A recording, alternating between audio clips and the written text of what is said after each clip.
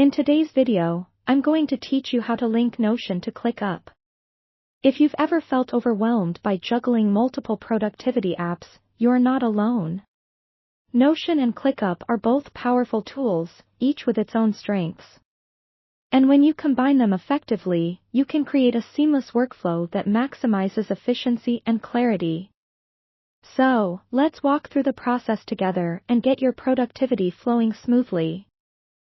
First things first, you'll want to start by opening both Notion and Clickup in your browser. Having them side by side will make the linking process much more manageable and allow you to cross-check that everything is set up correctly as we go along.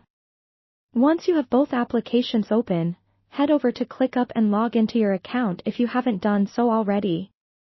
In Clickup, you're going to need to create a dedicated space or folder for the Notion integration. This will keep all related tasks and projects organized, making it easier to navigate and manage once they're connected. Think of this as setting up a special zone where everything Notion related can land. After setting up your Clickup space, switch over to Notion. In Notion, you'll want to decide which databases or pages you want to link to Clickup.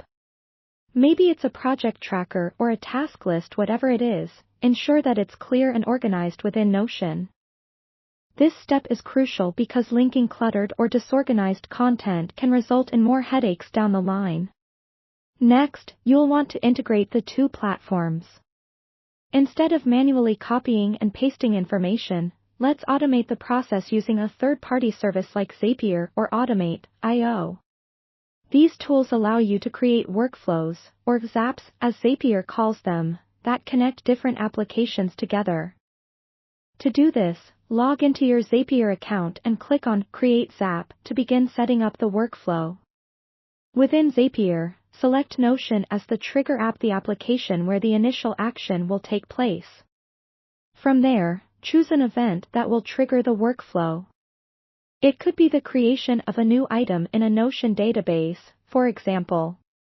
Now, you'll want to set Clickup as the action app where the effect will happen once the trigger is activated.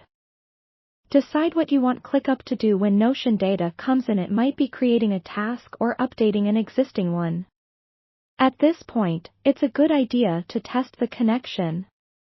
Zapier will guide you through a simple process to ensure that the data is transferring correctly from Notion to Clickup. Once the test is successful, go ahead and activate your Zap. Finally, revisit both Notion and Clickup to ensure everything looks as you intended. It might be helpful to create a sample entry in Notion and check if it appears correctly in Clickup. And there you have it. Now your Notion and Clickup are linked, paving the way for a more organized and streamlined workflow. Remember, technology is here to help you, not hinder you, so take advantage of these tools to keep your productivity running at full speed.